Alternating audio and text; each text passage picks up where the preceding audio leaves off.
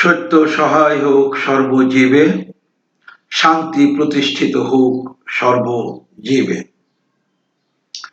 সম্মানিত পাঠক, আপনারা শিরোনাম দেখেই বুঝতে পেরেছেন আমি কি বিষয়ে আলোচনা করব।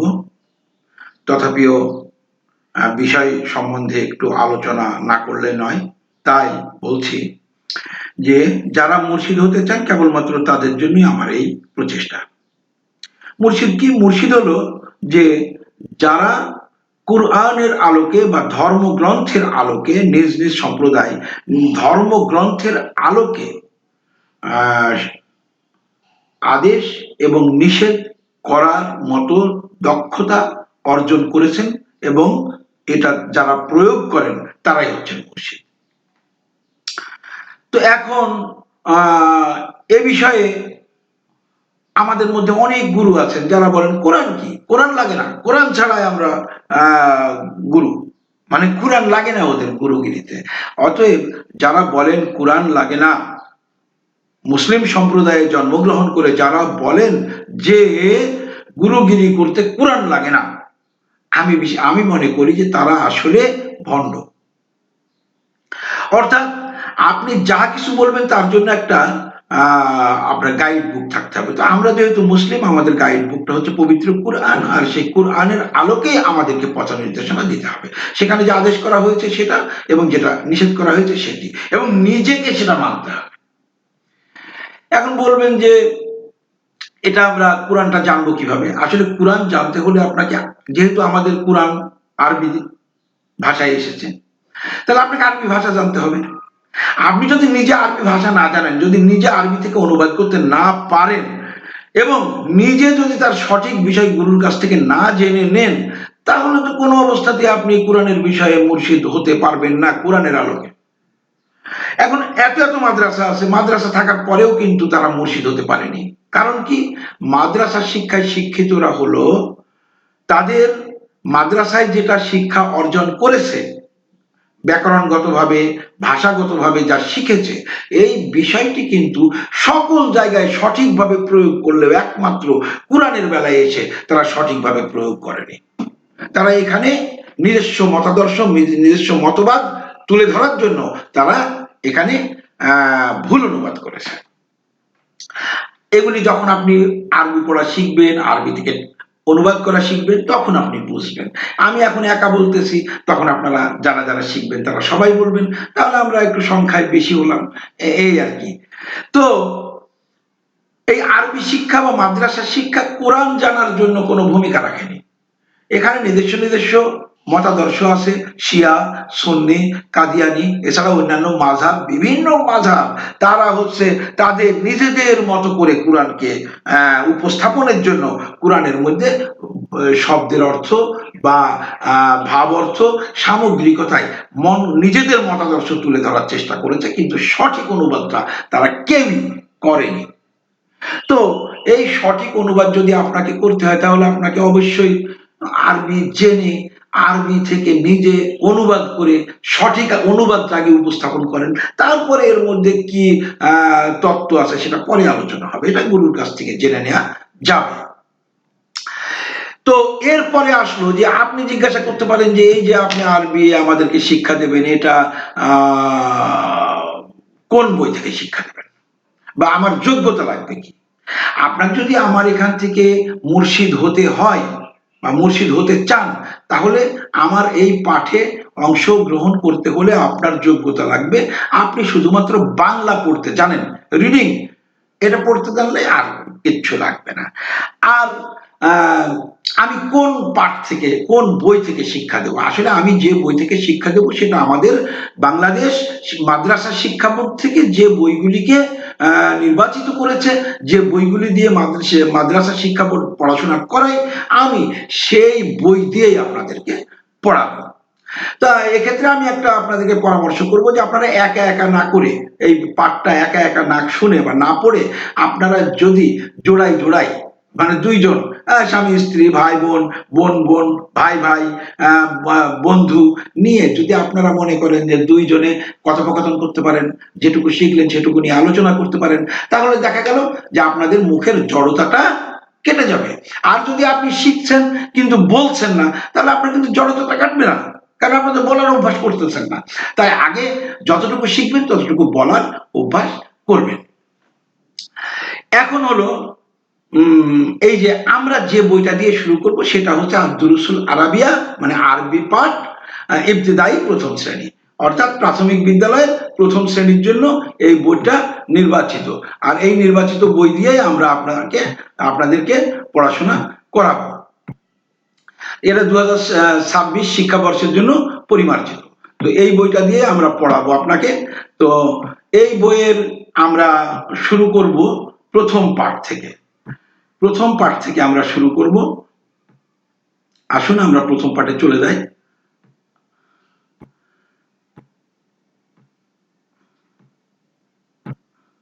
এই যে এখানে এসে আমরা কি পাইলাম?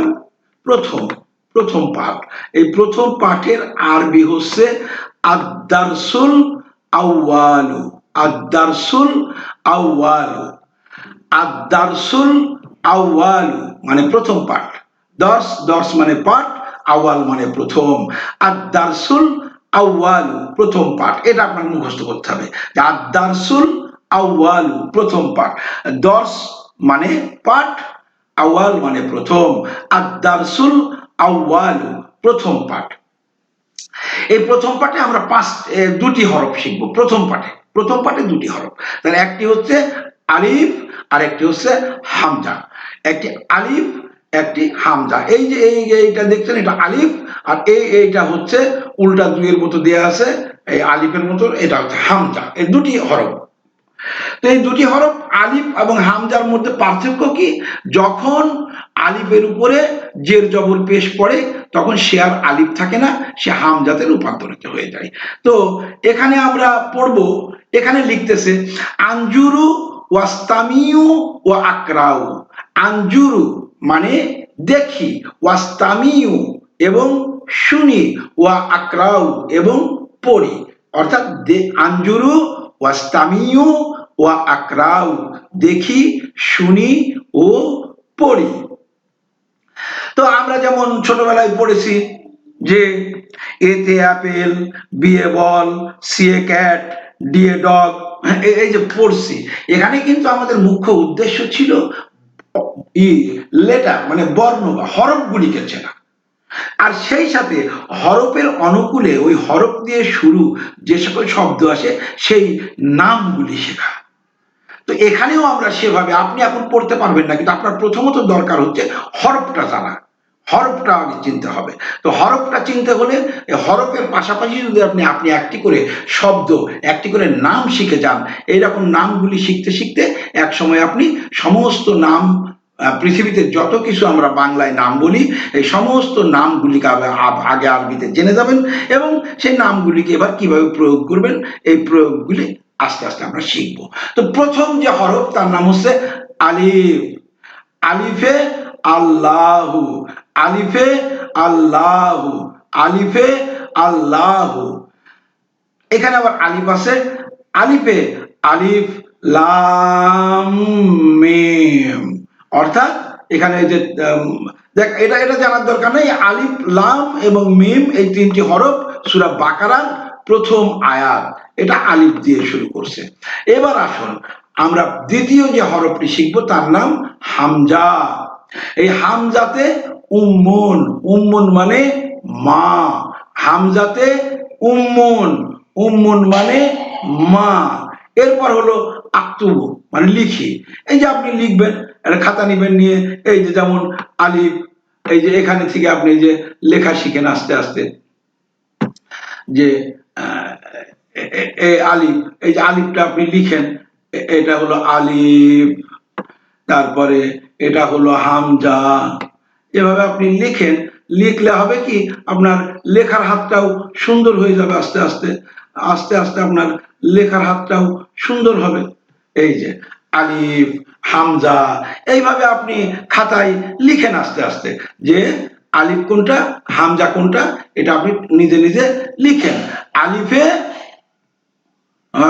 আল্লাহু, আলিফে আলিফ লাম মিম, আর হামজাতে উম্মুন, উম্মুন মানে মা। তাহলে আমরা শিখলাম কি কি? তিনটি হরফ দুটি হরফ শিখলাম।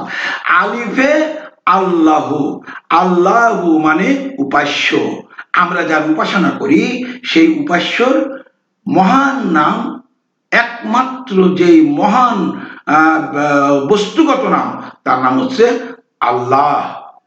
এই আল্লাহু শব্দের অর্থ উপাস্য, অর্থাৎ আমরা যাহার উপাসনা করি। আর এখানে হামজাতে উম্মুন, উম্মুন মানে মা।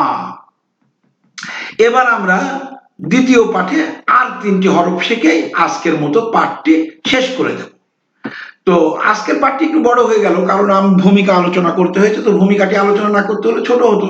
তাই ভূমিকা আলোচনার জন্য যেহেতু পাঠটি ছোট হয়েছে, বড় হয়ে গেছে, তাই আমাদের আজকের পাঠটি ছোট হয়ে গেছে, আর ভূমিকাটা বড় হয়ে গেছে। পরবর্তীতে আমাদের ভূমিকা থাকবে না, পাঠটি মোটামুটি একটু বড় করব। তো এবার আদারসুসানি, আদারসুসানি মানে দ্বিতীয় পাঠ। সানি, আওয়াল মানে প্রথম, সানি মানে দ্বিতীয়। তাহলে আদারসু সানি, দর্শ মানে পাঠ, সানি মানে দ্বিতীয়। আদারসু সানি দ্বিতীয় পাঠ। দ্বিতীয় পাঠে আমরা কি শিখব?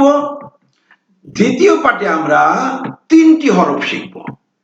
তিনটি হরফ হচ্ছে বা, তা এবং সা। এই বা, তা এবং সা তিনটি হরফের আকৃতি একই রকম, দেখতে এক এক হলেও এদের মধ্যে পার্থক্য হচ্ছে নুক্তার। নুক্তাটি কি? বায়ের নিচে এক নুক্তা, তায়ের উপরে দুই নুক্তা, সায়ের উপরে তিন নুক্তা। তাহলে হরফের আকৃতি একরকম হলেও শুধুমাত্র নুক্তার ব্যবহারের কারণে হরফের মধ্যে পার্থক্য হয়েছে। তো বায়ের নিচে এক নুক্তা, তার উপরে দুই নুক্তা, সার উপরে তিন নুক্তা, এই তিনটি হরফ আমরা এবার শিখব। আঞ্জুরু ওয়াস্তামিউ ওয়া আকরাউ, দেখি, শুনি এবং পড়ি। তো এখানে বা হরফ, বা হরফের থেকে আমরা একটি নাম শিখব, আরেকটি শব্দ শিখব। সেই শব্দটির নাম হচ্ছে বায়ে বাবুন।